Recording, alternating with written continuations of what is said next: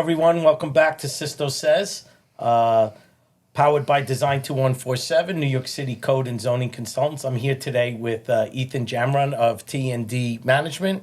Ethan, welcome aboard. Thank you for having me. It's a pleasure. So, Ethan, we know each other quite a long time. Yep. Through a good personal friend and client of ours, Anthony DeRusso from DeRusso Electric, and lo and behold, we were on the golf course one day, you and I, and we were talking, and I told you I was going to start a podcast, and you reached out immediately and said, I'd love to come in to talk to you about Absolutely. Management and residential. So tell us a little bit about your background. Tell us a little bit about what you're doing these days with T&D Management. Obviously, we're here to talk about building department issues, apartment issues, residential issues, 421A.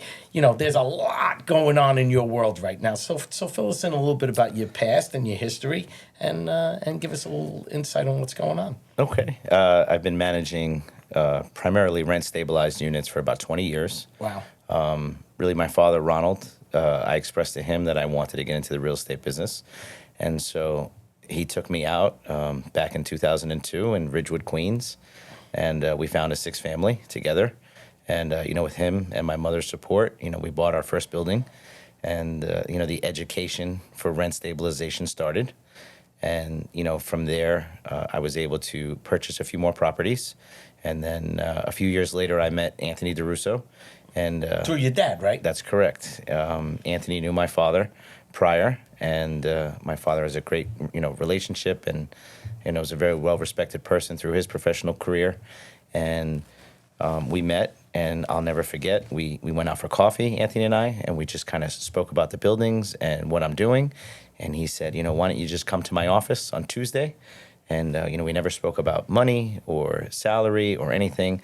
And that Tuesday, I showed up at his office, and, here I am. Been there ever since. Yeah, I won't leave. He awesome. tries to throw me out every once in a while, but I tell him I'm not going anywhere. I doubt that. I know the relationship that's there. We have a great relationship. I'm very lucky, to have him both on a personal level and on a professional level. Great guy. So, So here we are. We don't have a 421A. no more Which 421A. is a big topic on the show every week. Right. Someone brings it up, so I'm going to bring it up. Of course. So obviously, I know that you not only manage the buildings, but you're also looking at potential sites that started, maybe didn't finish. There's always a good investment somewhere. Right. And being in the business since you were a kid, dealing with apartments, we're always, us included, me and we're always looking for something, right? So from the 421A part, I'm assuming that you guys aren't building in construction for anything new right now. We're not building anything right now. Nothing. So that's kind of a lot of what we're hearing. Either you had it before, and you got grandfathered in from last year, and you're in construction. You got grandfathered in, you're trying to sell a site, you got grandfathered in, and the interest rates are so high you can't build it, so we don't know what we're going to do with the site. So it's kind of been that quandary. So right now you're not in that world, right? Right. So the second part of it is, interesting enough, last week I went to a Biz Now. Shout out to Biz Now, they do a great job. And one of the people that spoke talked about the world you're in, which is they own a lot of buildings, they have a lot of units, they can't raise the rents, and the pro forma right now is that it's great. But they're concerned that when they project it out 7-8 years from now, that the overhead continues to grow, the rent increase is only a few percentage points, and it's outgrown. The overhead is outgrowing the units. Right. And they took mortgages 20 years ago, 25 years ago, 10 years ago. Right. They're going to come up, and there's a lot of people throughout New York City that they need to refinance. Well, now, when they go to the banks don't want to lend. Right. And someone from the banking end was there to explain it, saying, look, if you have this much overhead and you're only collecting this and interest rates are here, Why would we take on this asset? So tell me a little bit about what you see, because obviously it's not just what you manage, but you talk to other. Right. So you know, I was taken back because I didn't really think about it. Like, yeah, he's right. If they borrowed at 2 or 3% or 4%, even 5% 10 years ago, well, I'm not going to get it at 5% now, and their overhead went up. And Right. the profit and loss statement is less. So, first, something that I've learned, and I feel like I'm learning every day, always. I try to be a better listener and see what other people are going through so that I can potentially protect the assets that I manage on a day-to-day basis. What's interesting is that I learned is that most people that are in the multifamily business are really in the finance business. They are not in the management business of real estate. And so in 2019... They're two separate things. Right. In 2019, you know, the new Housing Emergency and Tenant Protection Housing Act was passed. And so debt was being taken out on these commercial properties with typically 3, 5, 7, and 10-year balloon mortgages, similar to subprime. Teaser rates anywhere in the high 2s to the high 3s. And if you're not a very good negotiator, probably in the 4s, like someone like myself. And you know, the time is moving quickly, so loans are coming due, and due to the fact that you cannot, what's called IAI apartments that are stabilized, which is spend money and get an increase on the rents. It used to be, depending on the building size, 1/40th of what you spend, or I think 1/62 of what you spend. Now it's an astronomical number, and it's capped at like $89. So, you know, That's the most. right? You can't, and you know, the debt was underwritten on potential income and potential growth. So the growth is no longer there, and the loans are coming due. And most people say, well, what's the difference between 3% and 6 or 7%? Oh, it's 3 or 4%. That's not true. You know, that's very poor math. And what happens is that, you know, you're paying, you know, such an enormous amount of increase in interest per year off of your bottom line that you can't, there's no longer any Cap left. productive income coming in, so there's no justification to put money back into the project, and you also can't take management fees out for people that operate them as finance tools because there's no money left.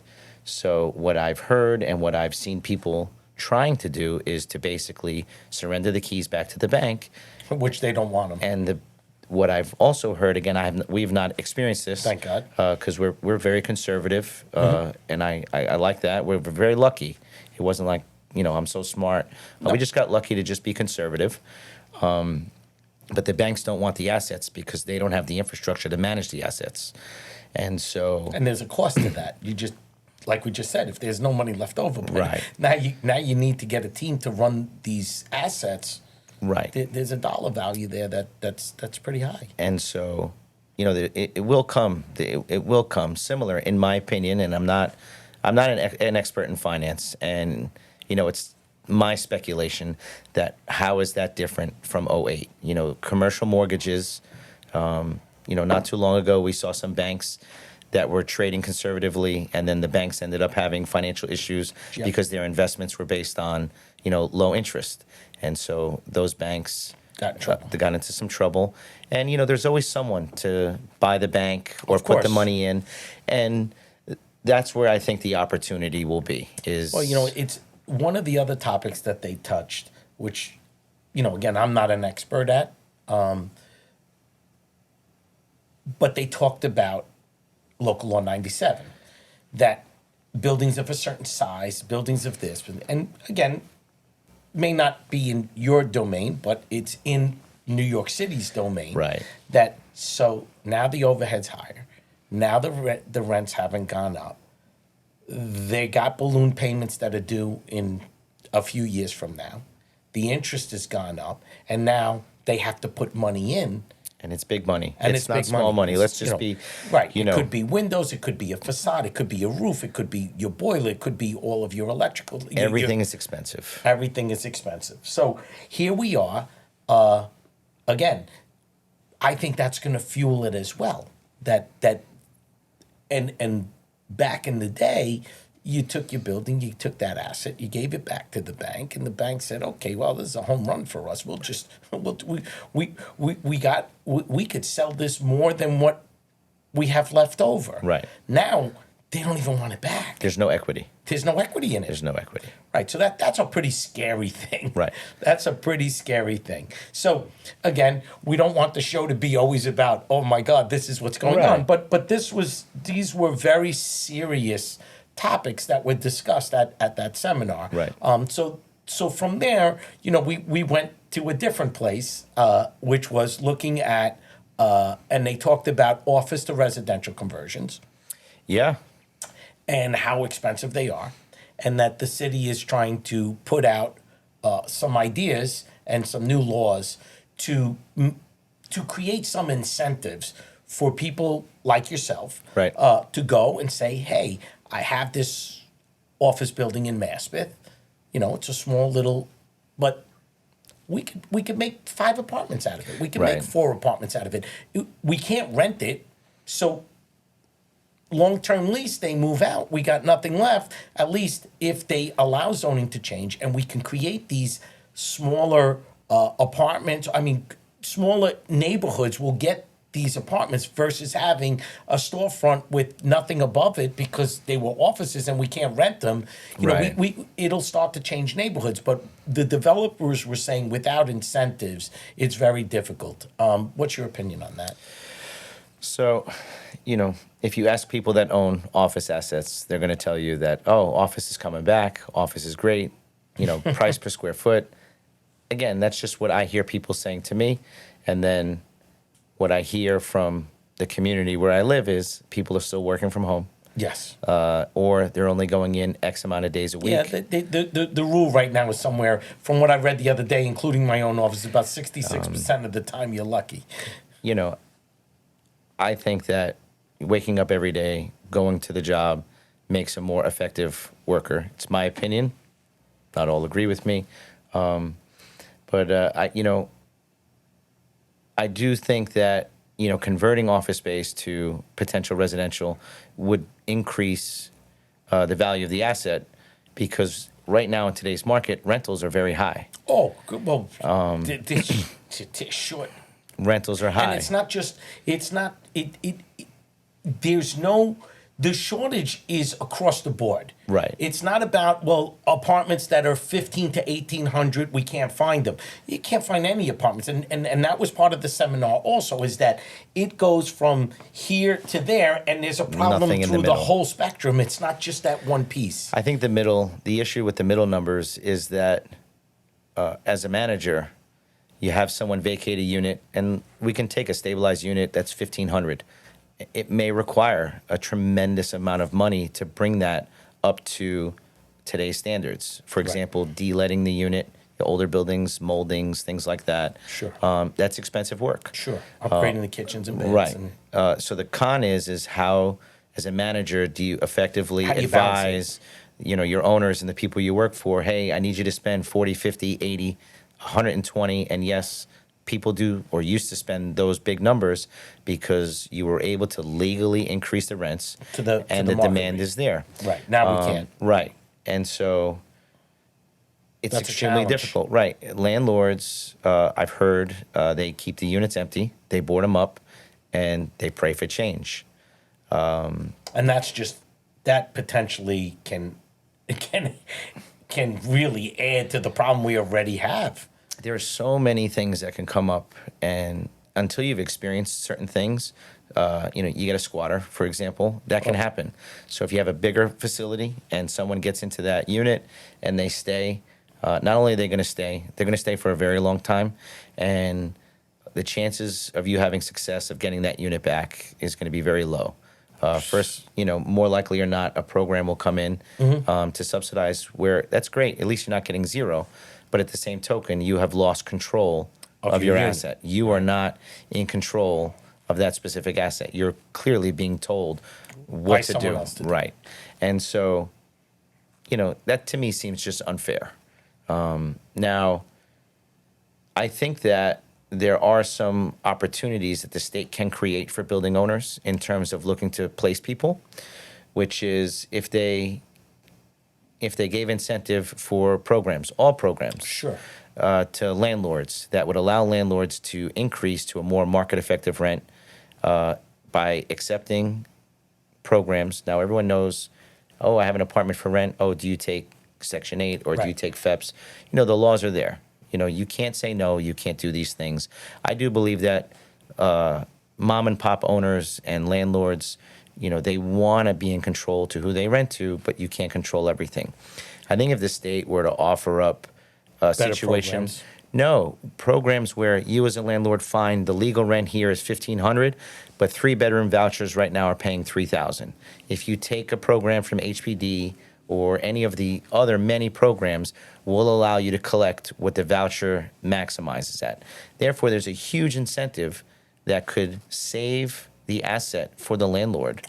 And it also helps with the endless waiting list at all of these programs. You know, if you go up to NYCHA or on Yeah. any of their websites, they have the housing lotteries, for example, on new construction, or people that genuinely need help. Listen, there are times, and That was a topic as well that, you know, there's a lot of people looking. I thought the ERAP program was fantastic as a manager. And all it really required and all it showed me was that as a manager, fine, the tenants don't necessarily have to like me or even care for me, but I was able to see that the respect is there. Right. Because the ERAP And that's program, really important. the ERAP program required such careful communication between manager or landlord and tenant.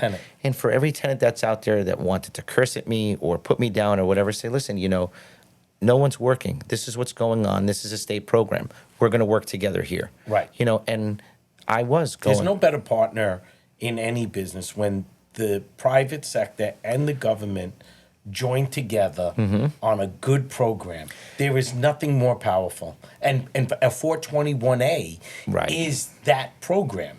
Like you helps. said, vouchers, Section 8, Right. that is those programs that not only support the community, the families that need it, the developers and the management companies that want their apartments Right. rented, and it's good all around. Yeah, it just fuels money into the economy. You know, no question about it. And you know, one of the reasons that I had asked you on the show is that the day that we were out on the golf course together, you had told me that, hold on a minute, my phone's ringing, and it was a tenant. Right. And then 15 minutes later, it rang again, and it was another tenant.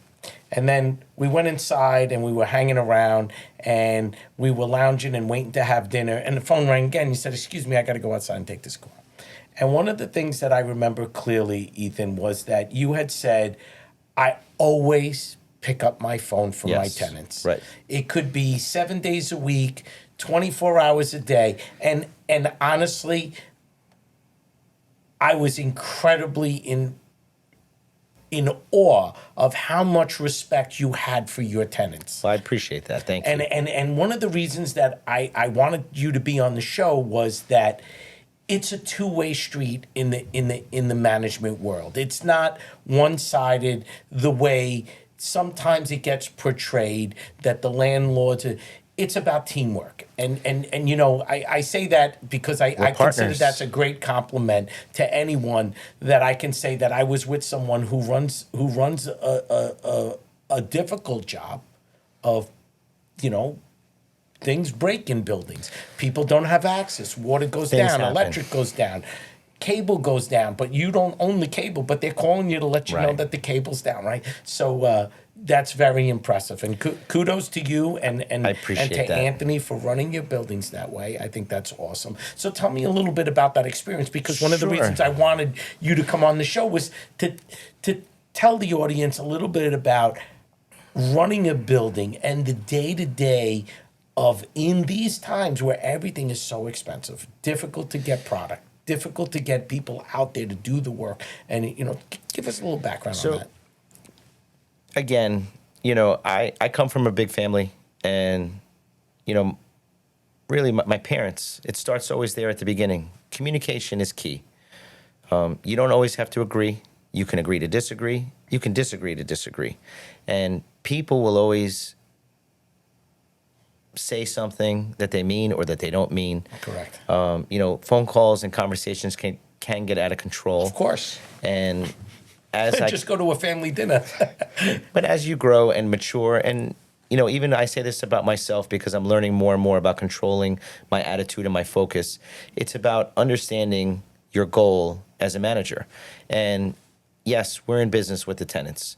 And so when I leave the office, I forward the calls from the office phone. What's emergency number? Leave a voicemail, things like that. Most of the time, these calls may appear to be nothing. A lot of times, a tenant needs someone to vent out onto.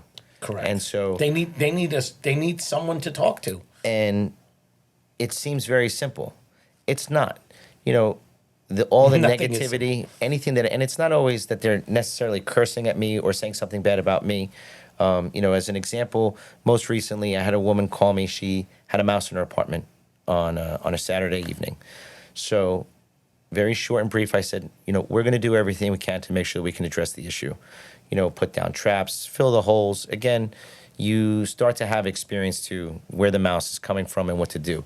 In her eyes, she thought we were going to stand there with a pole and a Cheeto on the string waiting to catch the mouse. And so the expectation. She needed to express her fear of the mouse. Right. And, I've learned that makes everything a lot better. Let her let that out on me. That's right. And so we instill that being good listeners and letting our tenants know have really put together a good name for us. Tenants don't leave. That's quality. You think, rents are up, we're going to turn over the apartment. That's not our goal. No.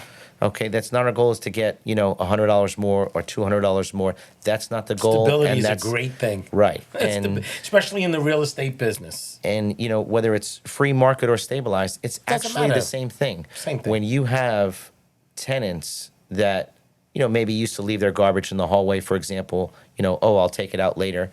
And then you work with them where that no longer happens.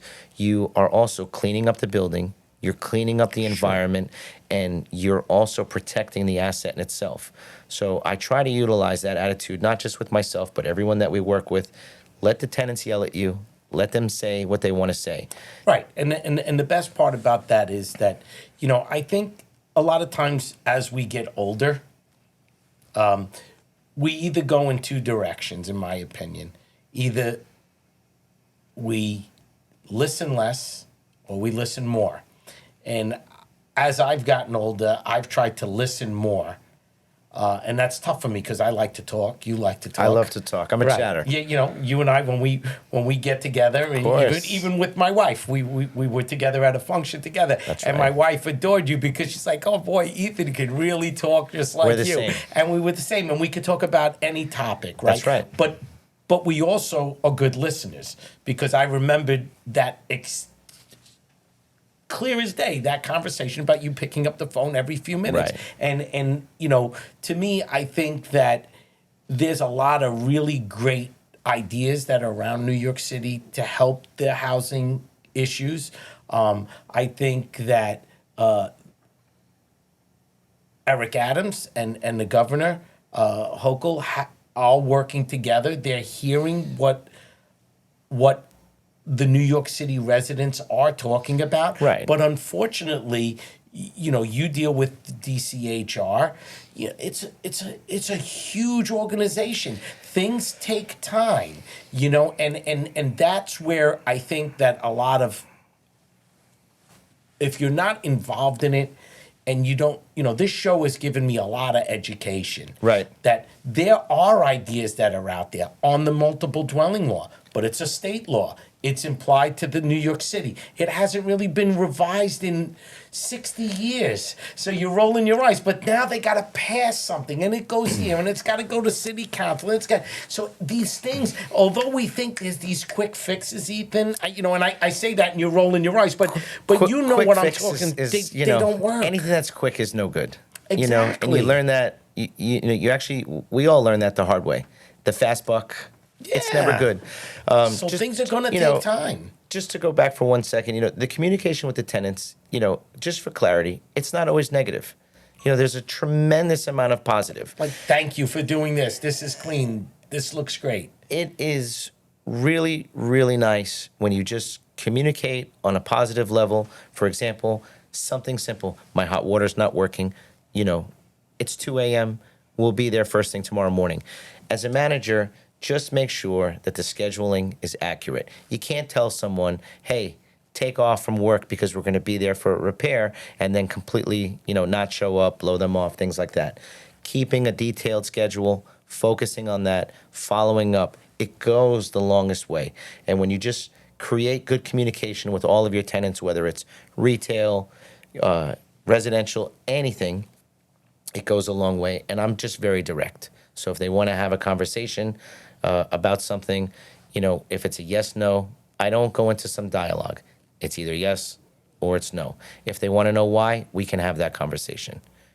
Our office is always open. You always can come in to discuss. I'll speak with you right now for a few minutes. I'll allocate the time. I just find it goes a long way. With regards to the DHCR items, of course everyone has ideas. And there is a line. You have landlord and you have tenant. And of course, when you're paying rent each month, you'd like to hold down your cost as much as possible. And when you are a landlord, not necessarily want to collect the highest rent. That, in my opinion, is a big misperception. People who structure finance for the asset, they want to satisfy the debt, they want to collect their management fees, and they want to operate that way. For us, we would like to see some good balance. And we like when our tenants renew leases. We don't want the turnover, loss of rent, broker fees, things along those natures. Everything just kind of chips away, So to us, that's not the pro. And with regards to DHCR, I think what we as a management company have come to learn is that you're not dealing with anyone specifically. Right. And so it becomes extremely frustrating, and it kind of ties in with the communication with the tenant. We make ourselves available to relieve that frustration. Look, the laws are the laws. Right. I believe this. And Landlords know when they did something to violate a DHCR rule, and then they want to complain when they are penalized for that. Mistakes happen. Sure. And so when you do make a mistake, when you're a child and you make a mistake at school, there's, you could get detention, depending how big of a mistake you make, maybe suspended, things like that. And then your parents are there or other people to support you. That's right. With the DHCR, it's very difficult to communicate with the people that represent DHCR. I find that I don't call the city offices when I have questions. I go out of New York City, because when I go out of New York City, not only do they answer the phone, they're just very cordial, and they want to listen to the questions that I have to ask, because I always have questions. I'm always learning more about the changes. It's like us with the code and the zoning. Just because you read it this way doesn't mean that they apply it that way. That's right. And so, of course, there's millions and millions and millions of papers going back and forth. So people want to complain about the time. Oh, it's been 2 years. We haven't heard anything. Okay, fine. In my own experience, listen, I get it. They don't have hundreds of lawyers looking at these things. Sure.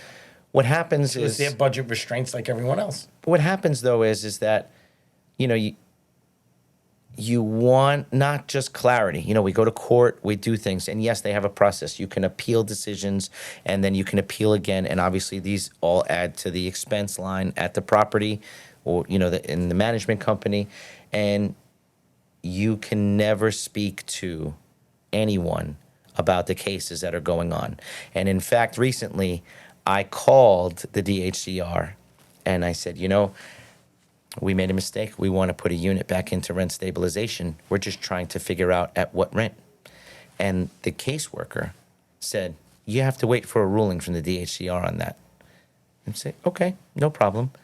And then they want to penalize you based on that as well. And you say, well, I want to. I wrote in my response, I want to put this unit back into rent stabilization. I see where the mistake is. You hear nothing. Which is very frustrating. That's right.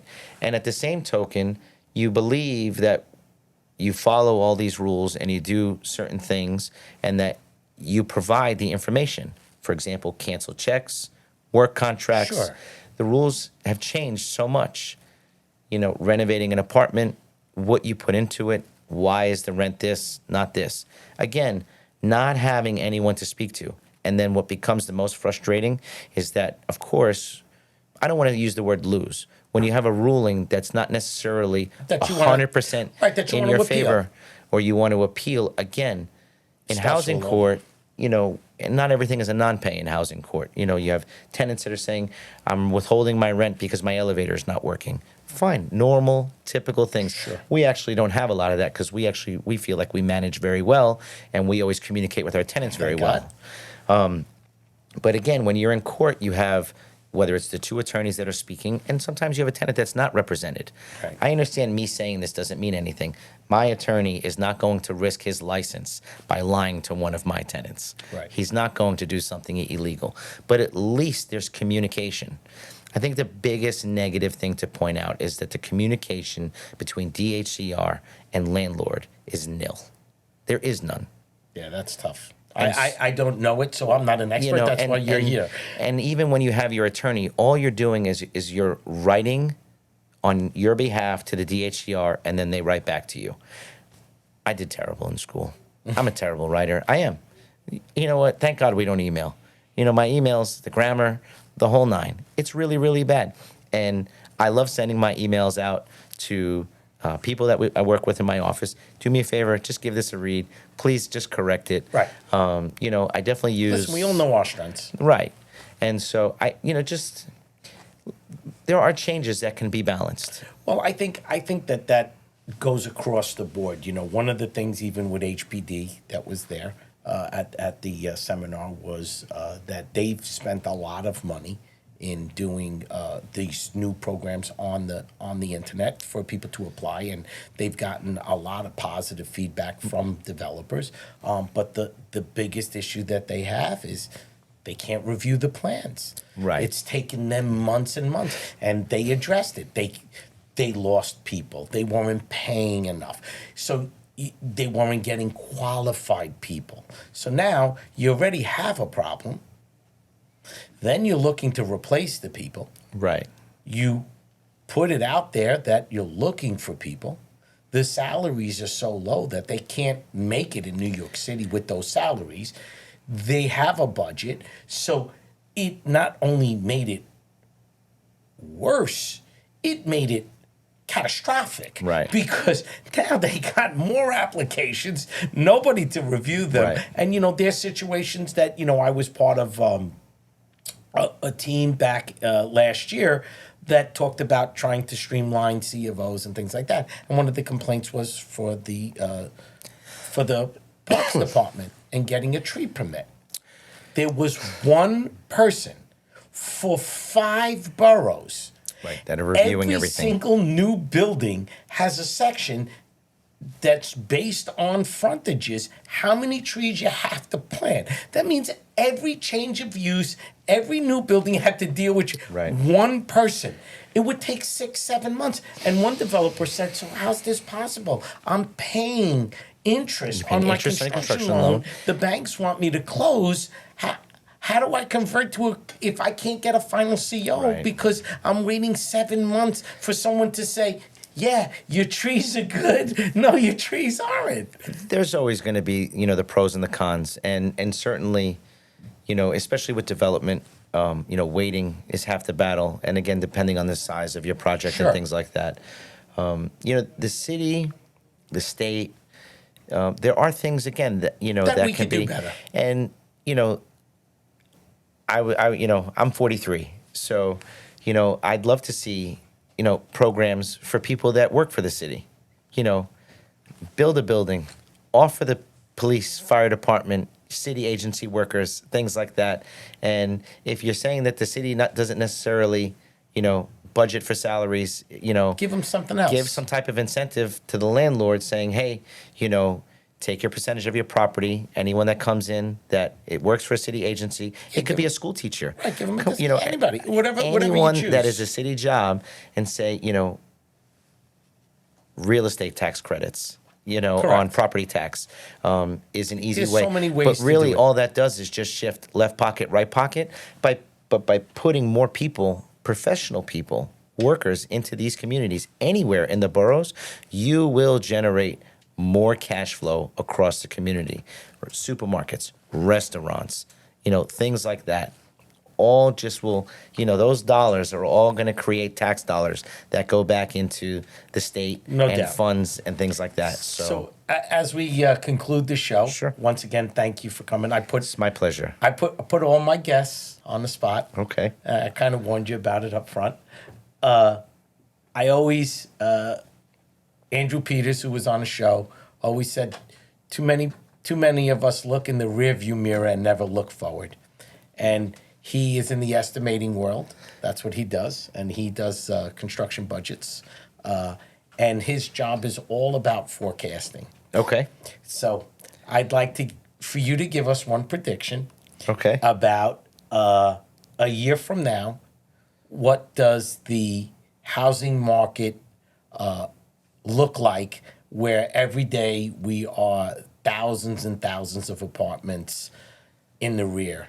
Do you think it's going to get better, or do you think we have a ways to go without 421As, without these type of programs that you just brought up, which is a fabulous idea if you do something for the community and you work for the city of New York? Why can't we go left, right, and move the pockets around? So I'm a happy person. I'm always smiling.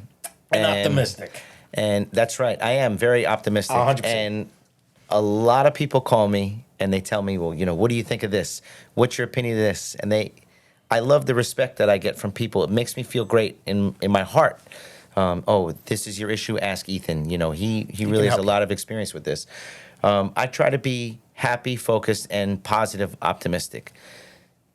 Historically, people will say phrases like things have to get worse before they get better. Listen, we had an amazing run after 2008. People were buying real estate. People were spending money. Banks were lending money. And the multifamily industry was doing really well. Nothing is a straight line like this. W's have to happen. So, we're in a decline. And I think that it's important that we hang on. And those that hang on and fight the good fight and be patient, it's going to swing back. I think that the changes, we're never going to be like, oh, this is great. This is everything that we needed. But it's never like that. Never happens. And you're setting your expectation, and it's more of a maturity thing at any age. You're setting your expectation for something that's really not there. I think that there will be changes. I think that balance will be created. And I think that the industry in real estate will go down, and it should. There needs to be some balance that needs to be created. But I think that long term, we will be here in the future saying, we went through this tough time. Well, here we back. are. And then when that happens, when we're back at another peak, there will be some other issues that we will be focusing on, not even realizing that we're back at a peak in our market. Makes sense. So I just think that the future is that we will continue to, work through these difficult times. I think that the overall implementation of more local laws and managing those local laws and getting through those local laws are going to be difficult. And it's going to weed out people that shouldn't really be in this business, which will then create opportunity. Makes sense. And that's what I believe. So the good news is that you make this prediction. Yep. It's on video. Good. When it comes out on the podcast, you get to come back. So that's the good news. It'll be a and long. we'll see. And like you said, there's no timetable for it, but No. it's just an idea. But Right. Ethan, I want to thank you for coming in. Thank you You've for been a having great me. guest. I really appreciate it, and it's always good to see you. Always good to see you. It's a too. pleasure. And hopefully you could take me to play some golf. Always looking for a round of golf.